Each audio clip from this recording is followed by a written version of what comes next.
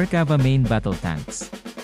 Ito na ba ang kukunin ng Philippine Army para sa kanilang modernization na main battle tanks? Ang Merkava ay isang grupo ng main battle tanks na ginagamit ng Israel Defense Forces, IDF, at nagsisilbing pundasyon ng Armored Corps ng IDF. Ang kapasidad ng kasalukuyang bersyon ng tangke ay halos katumbas ng mga M1 Abrams, Leopard 2, at Challenger 2. Ang kasalukuyang bersyon ng sasakyan ay parehong MTU, Europower Pack Power Plant, tulad ng iba pang main battle tanks platforms. Nagsimula ang development noong 1970 at ang unang henerasyon nito, ang Merkava Mark I, ay pumasok sa opisyal na serbisyo noong 1979. Apat na pangunahing variant ang na-deploy. Noong 2023, ang Merkava Mark IV Barak ang pinakabagong bersyon. Ang Merkava ay unang ginamit ng husto noong 1982 Lebanon War.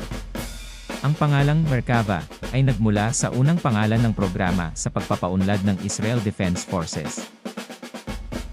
Ang tangke ay binuo sa Merkava at Armored Combat Vehicles Division ng Israeli Ministry of Defense, at karamihan sa mga bahagi nito ay ginawa sa Israel. Ang Merkava ay idinisenyo upang magbigay ng maximum na proteksyon para sa mga tripulante nito, at sa makatuwid ang front armor nito ay pinatibay at ang makina ay inilagay sa harap na bahagi ng tangke, hindi tulad ng karamihan sa iba pang mga tangke. Ang mga firepower ng Merkava, ang Merkava Mark I at II ay may 105mm M64 gun, isang license-built variant ng M68. Ang Mark III Door Dalet BAZ Kasad, at Mark IV ay may IMI 120mm smoothbore gun, na maaaring pumatay ng lahat anti-tank guided missile pati na rin halos lahat ng versions ng Western 120mm smoothbore tank ammunition. Ang bawat modelo ng Merkava ay may dalawang 7.62mm machine gun na nakamount sa roof para sa commander at loader, pati na rin ang isa na nakamount coaxially sa main gun. Ang isang 60mm mortar ay maaari ding gamitin upang sugpuin ang dug-in infantry, anti-tank team o fire smoke rounds. Ang lahat ng tangke ng Merkava ay nilagyan ng remote-controlled na M2 Browning .50 caliber heavy machine gun na nakahanay sa pangunahing baril at kinokontrol mula sa loob ng turret. Mobility, ang 1,100 kW turbocharged diesel engine ng tangke ay idinisenyo ng MTU at ginawa sa ilalim ng lisensya ng L-3 Communication Combat Propulsion Systems, dating General Dynamics. Ang pinakamataas na bilis ng kalsada ng Mark IV ay 64 km/h. Mga variants ng Merkava, Merkava Mark I, Merkava Mark II, Mark IIb, Mark IIc, Mark IId, Merkava Mark III at Merkava Mark IV. Ang Merkava Mark IV na Barak, na kilala rin bilang Lightning, ay inilunsad sa merkado noong 2023. An upgraded trophy ETS tank ay may mga kakayahan sa elektronikong pakikidigma at mga advanced na sistema ng pagproseso, isang direktang sistema ng enerhiya na may kakayahang humarang sa mga drone at cruise missiles. Isang display na nakamount sa isang fighter jet helmet para sa tank commander, at mga bagong sensor na nagpapahintulot dito na mahanap at hampasin ang mga target ng mag-isa, at isang direktang sistema ng enerhiya na maaaring humarang ng cruise missiles at drones. Iron Vision Helmet Mounted Display System, ang pangunahing tampok ng Barak, na inihayag noong July 2018, ay ang pagsasama ng Iron Vision Helmet Mounted Augmented Reality System.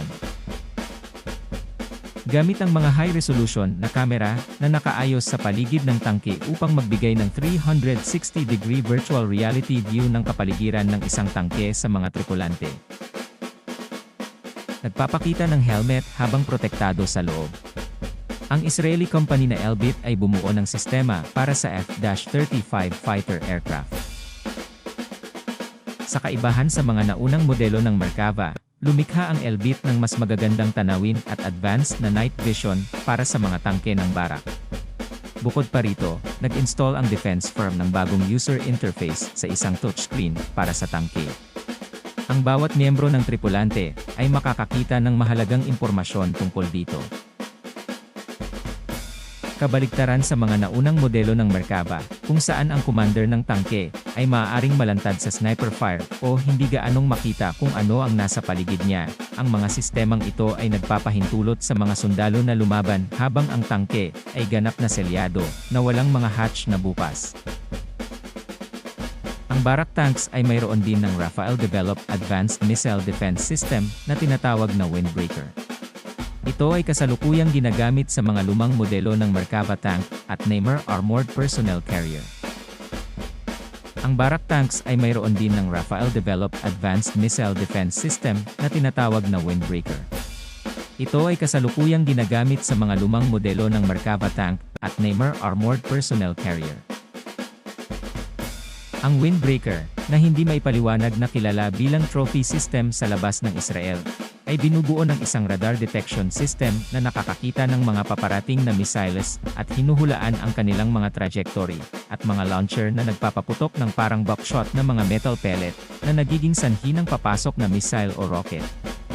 Sumabog palayo sa tangke. Sinabi ng ministeryo na ang lakas ng baril ng mga tangke ng Barak ay nakatanggap din ng makabuluhang pag-upgrade. Ang sistema ng pagkontrol ng sunog, na binuo ng Elbit, ay nagbibigay daan sa mga tumpak na pag-atake, habang walang ginagawa at habang gumagalaw sa araw o gabi na may pinabuting mga saklaw, ayon sa kumpanya ng pagtatanggol. Ang tangke ng Barak ay may mga kakayahan at paraan upang isara ang mga bilog ng apoy sa pagitan ng lahat ng puwersang nakikipaglaban sa lupa at sa himpapawid, sa paraang magbabawas ng oras at magpapataas ng katumpakan sa labanan, sabi ng ministeryo. Ang Merkava ay naging pangunahing tangke ng labanan ng Israel Defense Force mula noong 1980s. Sa nakalipas na mga taon, pinalitan ng Armored Corps ang karamihan sa mga modelong Merkava Mark III nito ng mas modernong Mark IV, na ipinakilala noong 2003. Ang Barak ay magiging pangunahing tangke ng labanan sa Armored Corps, ayon sa ministeryo.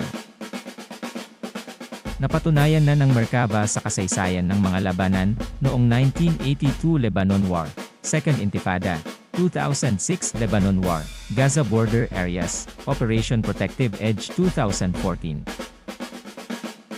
At muli na namang pinatutunayan ng Merkava main battle tanks kung gaano kalakas ang firepower nito sa nagaganap na giyera sa Gaza gamit ng Israel Defense Forces laban sa mga teroristang Hamas.